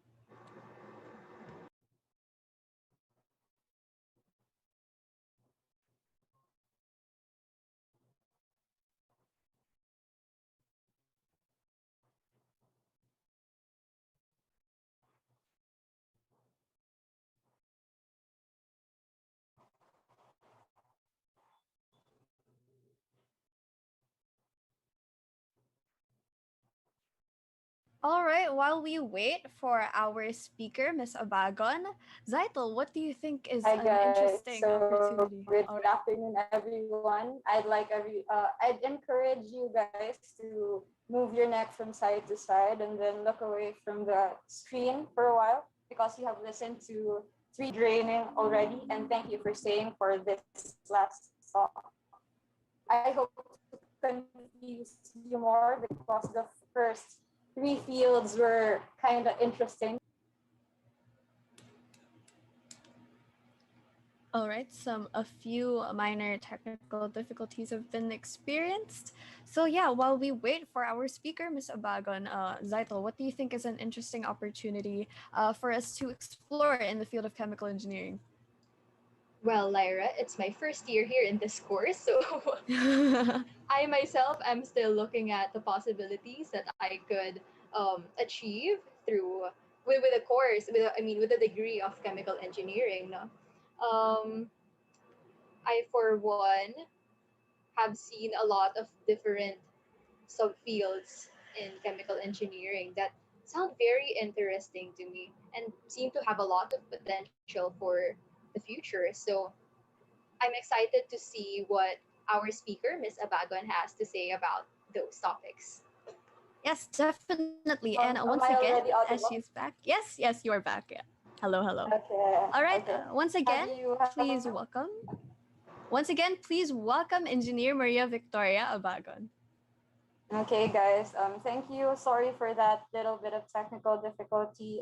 It's kind of hard here in my location. So I would be talking about chemical engineering, and I hope to confuse you more because there are three topics initially, which was data science, robotics, um, and space science. So that's all of those are already interesting. But I have my own piece of interesting in my line of work.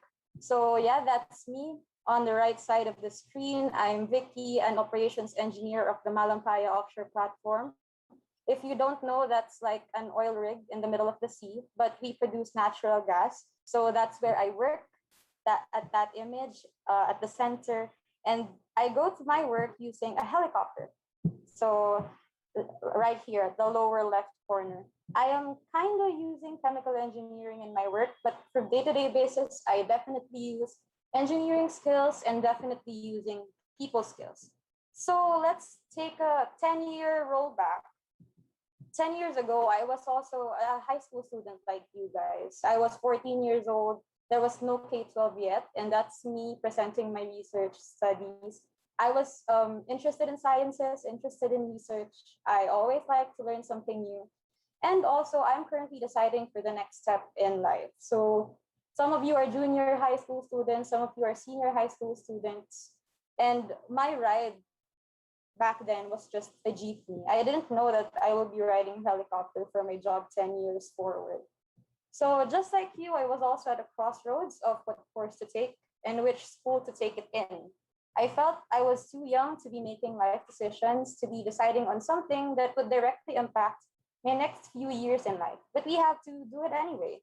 So going forward, this is first year chemical engineering me, who's currently taking chemical engineering, taking math, physics, chemistry courses, and taking general education courses. And I joined an organization. And then, um, so where I met most of the best people of my life. So while I was in my first year, I asked my peers, why did you guys take this course? So my peers answered that they like math, physics, or chemistry. And then they searched about what chemical engineering is and liked what it is.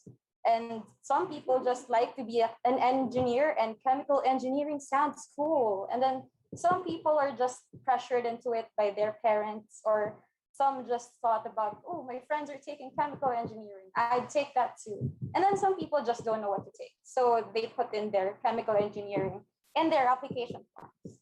But however, I'd say this to my younger self. For me now, chemical engineering is a versatile engineer. So when I say universal or versatile engineer, you get to talk about the basics of mechanical, electrical, material, and industrial engineering and the sciences with other people, especially if you intend to work for a technical field. So processes usually start with design, and chemical engineers are good with design. Next is that it has good foundation courses during the first 2 years, which is useful regardless of the path you intend to take. So the early courses build up on your critical thinking and analysis. If you find, however, that chemical engineering doesn't suit you, you feel like it's not for you, know that it's okay to feel that way. And it's okay to take your time at your own pace. These courses are still a solid foundation that you could definitely use in whichever field you intend to transfer to. Utilize your efforts equally for the sciences and for the general education courses, and you'd have a good mix of understanding of the society and understanding the technology. Next is for opportunities. When you decided you take on chemical engineering head on, there would be a lot of opportunities for you in or out of the check field. I will discuss this in the next few slides. So going into more detail, what's up in chemical engineering? Chemical engineering, again, deals with the production and manufacture of products from its raw materials, including designing of equipment, systems, and processes. So in stereotype, kami yung tagagawa ng sabon. Kami yung nagpaparami ng mga bagay. But really, whatever was successful in the lab, we just industrialize that and we make 10,000 times more of what's produced in the lab. So here in your screen are some facets of chemical engineering, namely bioprocess, catalysts, green materials engineering, polymer research, environmental engineering, electrochemical engineering, fuels, energy and thermal systems, nanotechnology, and then process systems. So at the right side, that's a photo of me with my thesis colleagues back in 2017 when we presented our research on microfluidics to a national congress. So interestingly, for our research, you also use the Lego Mindstorms, which was discussed by the previous speaker. And then happy to say that we won first place. But more than that, I remember this as an experience that's something that tells me how wide chemical engineering can cover. So there were around 30 research participants in that Congress. And then all with different topics, varying fields that chemical engineering can still cover. So as long as there's a process involved, a chemical engineer would always be handy.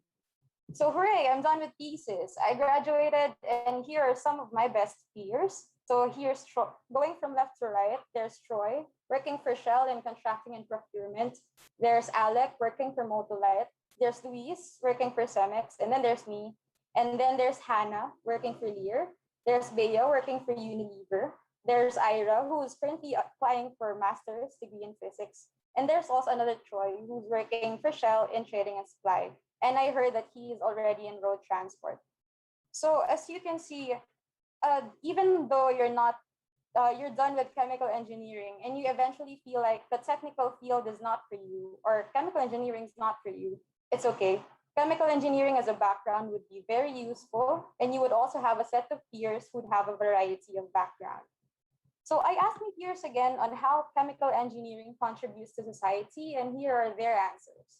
So definitely chemical engineers are helpful in manufacturing and design, and they are contributing in terms of critical thinking to different processes and methodologies. And we all help to run a plant or any business, and we are also active in research and development, more so in quality assurance and control. As for me, I feel that I am contributing to the society since I help supply 40% of Luzon's total electricity demand, and then harnessing an indigenous local natural resource, contributing to better air quality in Luzon, and so far has generated over $12 billion in direct revenues to the Philippine government. So I also work for a company that helps towards energy transition, going from using fossil fuels to renewable energy. So with that, I'd like to leave you with a message that it's okay to be afraid of the uncertain future, but what matters most is you take a step towards it.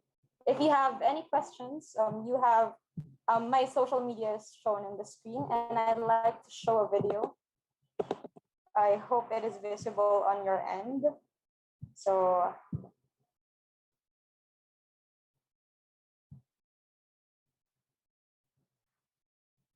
okay.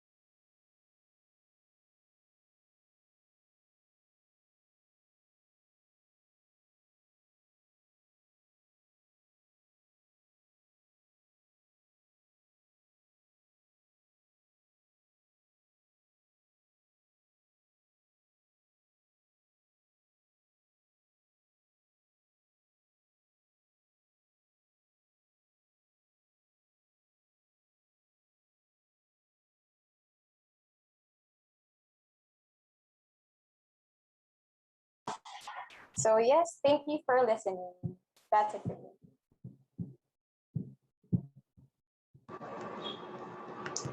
Thank you for that delightful discussion, Engineer Abagon. I learned a lot of things that I wasn't aware of before I entered the course of chemical engineering in college. I'm glad that these students have access to this information as early as now. I believe the audience is now brimming with questions about what they have just learned as well. All right. We will now be having our Q&A session. So if you have any questions, please feel free to send them in the chat. All right. Engineer Abagan, are you ready for our Q&A session? Yeah, go ahead and fire. Okay, let's begin with the first question. Is there a big difference between a chemical engineer and a chemist?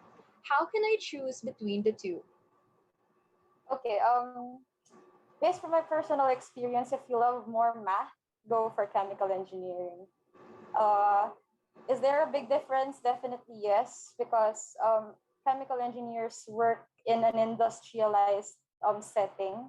However, there is common understanding of the chemistry of materials. So big difference, yes. And in terms of jobs in the future, also yes, because we have laws regarding just for example, there are jobs that can only be taken by a chemist, or there are jobs that could only be taken by a chemical engineer. So you can look into that.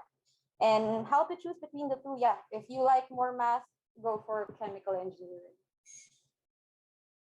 All right, thank you for clearing that up for us. Even I wasn't too sure about the difference when I first went into this course, no? Okay, for the second question, from the net po, chemical engineering is one of the hardest courses in college. What subjects and skills can I improve on now if I want to pursue this course? Gusto mong mag-chem-ing, math talaga. Ano ba? Kung saan nyo man narinig yung one of the hardest courses in college, lahat naman mahirap. It's all different kinds of difficult, right?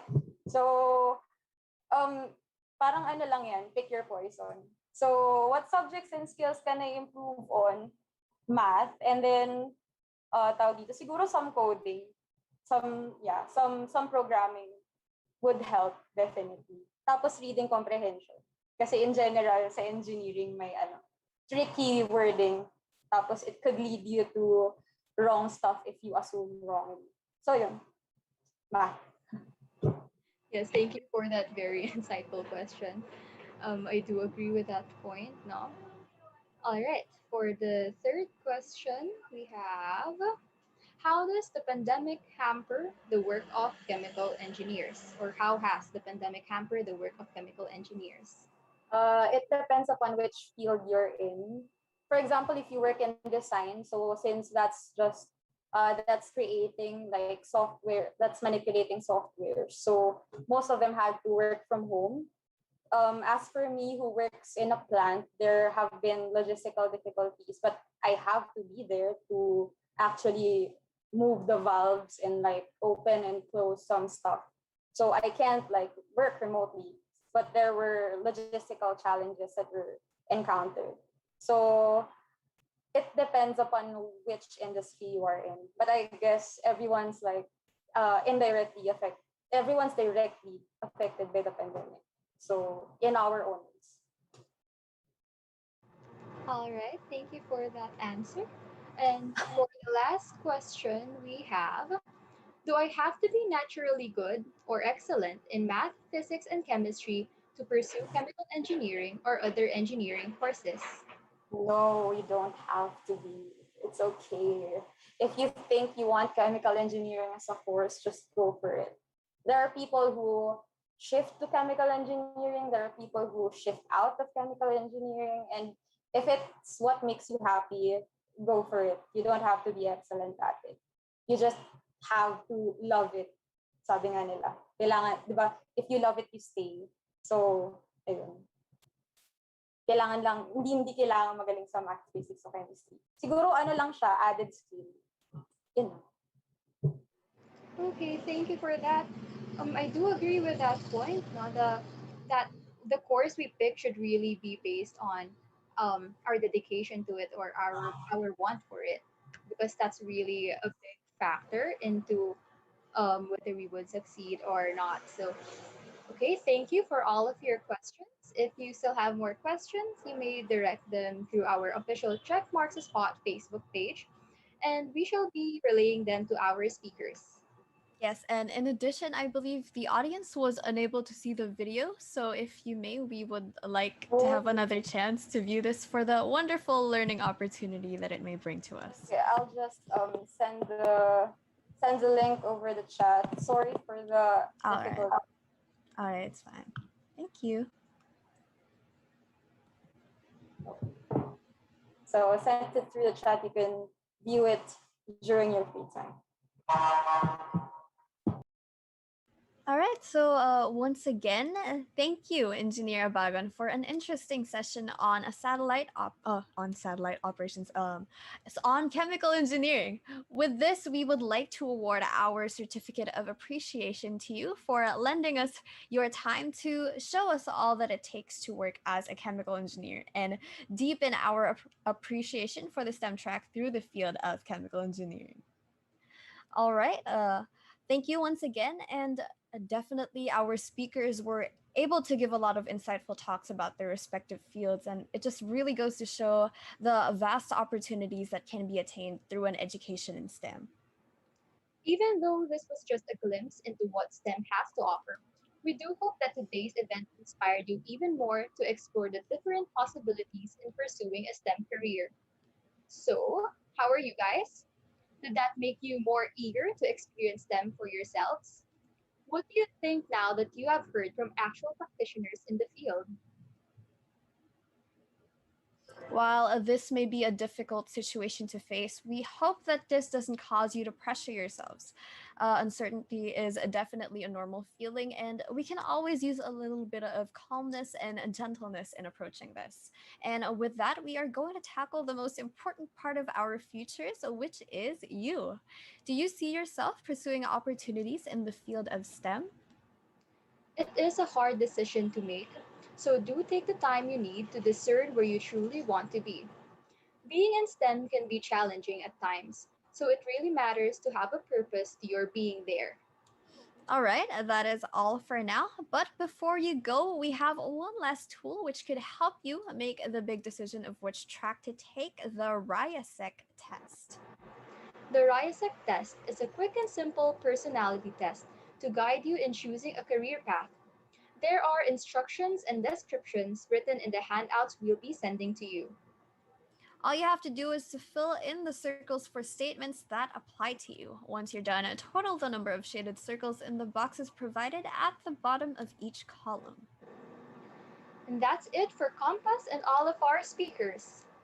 There's still so much to learn and experience in STEM, and we can't wait for you to do so together with us. All right, but before we go into our closing remarks, let us do a quick picture taking. Feel free to turn on your cameras, everyone.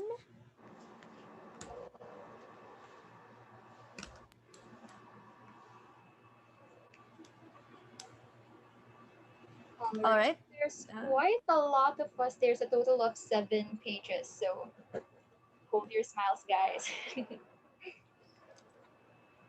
Okay, is everybody ready? We're still waiting for a few more people to turn on their cameras. All right, I think we can begin. All right, for the first page, on 1, 2, 3, smile.